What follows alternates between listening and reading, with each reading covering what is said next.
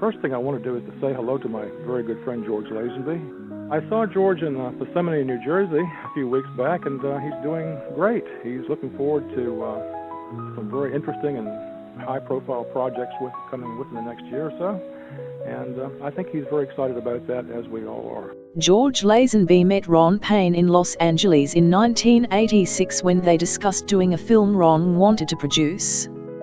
George accompanied Ron to the first Virginia Festival of Film in October 1988 at Charlottesville, which was sponsored by John and Patricia Kluger. It was held at the University of Virginia. The special guest speaker that night was Nick Nolte. Kluger owned Orion Pictures at the time and would premiere Nolte's new film that night, but all eyes were on George Lazenby. Once one of the students in the audience whispered James Bond was sitting 2 rows away. Samuel Goldwyn, Jr. was there. Al Ruddy, the producer of The Godfather and Hogan's Heroes, was there. George Stevens, Jr. introduced Nolte.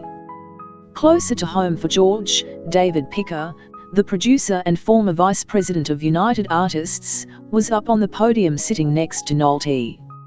George sat there and enjoyed the show while the student whispers continued to buzz around the audience. Who cares about George Stevens, Jr., when you've got 007 hanging out with you? Afterward, the press people couldn't wait to get to Lazenby. He was a mystery. He hadn't been invited to speak. What was he doing there? The Richmond Times-Dispatch gave more space to George Lazenby than any of the people on the podium. George drove them back to Richmond from Charlottesville that night. It still amused Ron, George's affection for Buicks. His rental car was a Buick and he explained all the particulars to Ron as they rode along. George was once a car salesman in London. That night, Ron would have bought that Buick from him on the spot. Beginning around 1998, Ron shared several emails and telephone conversations with the new James Bond author, Raymond Benson. Ron knew that Raymond Benson would love to write a James Bond film. Ron wished Barbara Broccoli and Michael Wilson would give Mr. Benson the opportunity. He knows more about the world of 007 than all the rest of us put together. Ron recommends an interview with George Lazenby that appeared in Cinema Fantastic magazine in November 1998, in time for the release of The World Is Not Enough. Pierce Brosnan is on the cover. The article was written by New York writer Richard Handley, and Ron acted as liaison between George Lazenby and the author. It is one of George Lazenby's best interviews, and anyone who is interested in George Lazenby should attempt to find it and read it. In 1999, Ron had the very great pleasure of producing the first An Evening with George Lazenby for the ARE, the Edgar Cayce Foundation, at the Virginia Beach Pavilion. George had first discovered Edgar Cayce, the sleeping prophet, about the time he was doing On Her Majesty's Secret Service. George was reading all this mind-blowing stuff about Cayce, who would go into a trance and tell sick people how to heal themselves. George was reading this in a paperback, between scenes for the Bond film. He was hooked on the guy and wanted to learn more. So it seemed a natural fit 007 coming to meet with and do a performance for the folks keeping the legacy of Edgar Cayce alive. Ron asked for and received security for George Lazenby. Every precaution was taken for his protection and it paid off immediately.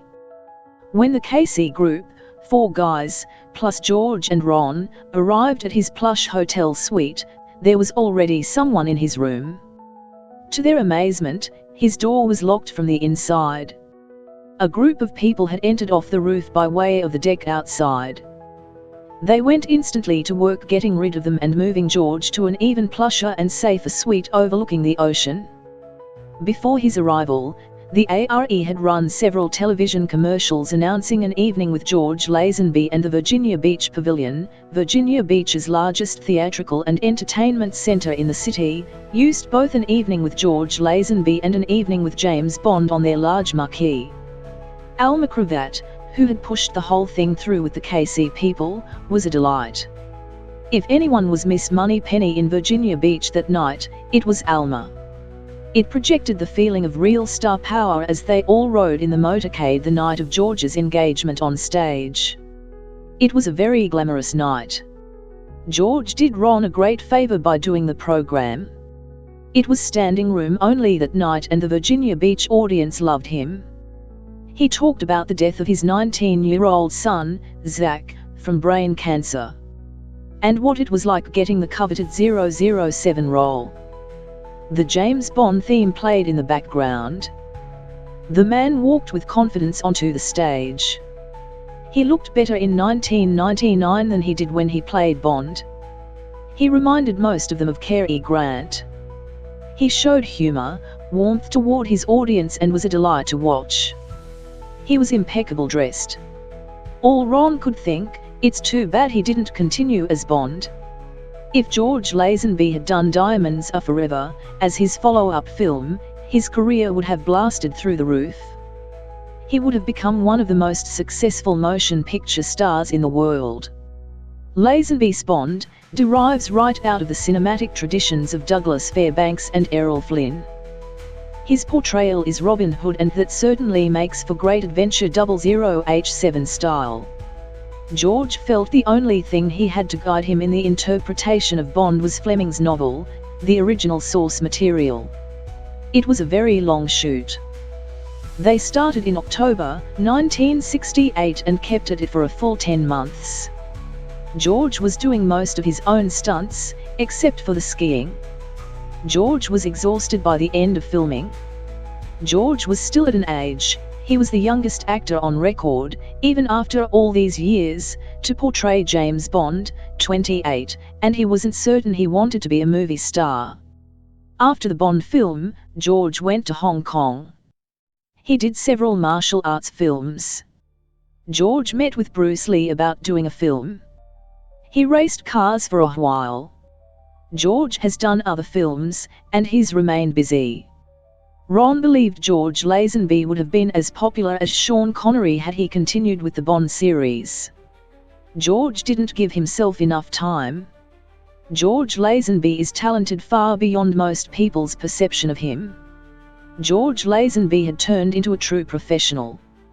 He's a good actor after many years of learning his craft. He's also intuitive about people. This sensitivity only enhanced his stage-to-audience performance that night in Virginia Beach. George spoke from the heart and connected with his listeners. They liked him. And, once more, it was evident he liked them, too. Ron appreciated his taking the time to do the program. George was a smashing success with everyone. Sometime in 1999, soon after George Lazenby did his An Evening with George Lazenby for Ron at the Virginia Beach Pavilion, Raymond Benson and Ron discussed by telephone the right script for George Lazenby's comeback.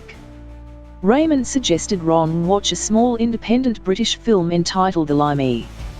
Raymond Benson suggested they make George Lazenby an ex-convict, a tough guy Bogart style, seen getting out of prison. He looks up his old gang and together they plan the biggest caper of their careers.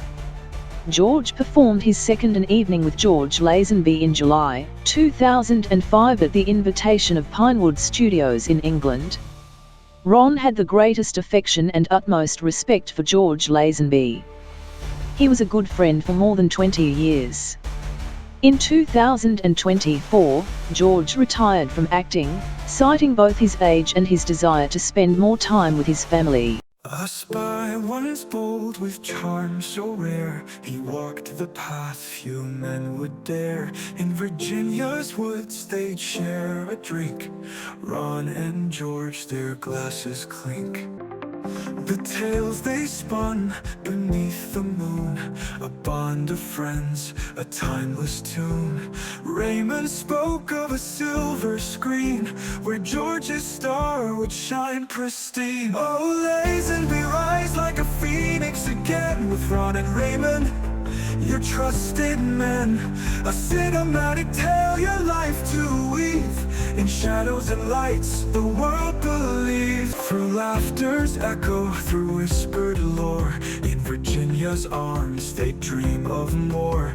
A comeback whispered on the breeze, to bring down to its knees. The reel it turns, the script unfolds, a hero story, a heart of gold. Adventure calls, the stage is set.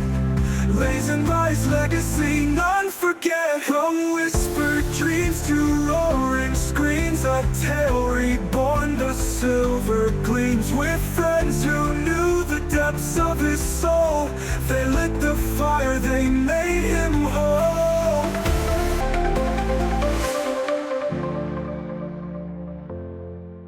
A Lazenby rise like a phoenix again. With Ron and Raymond, you trusted men.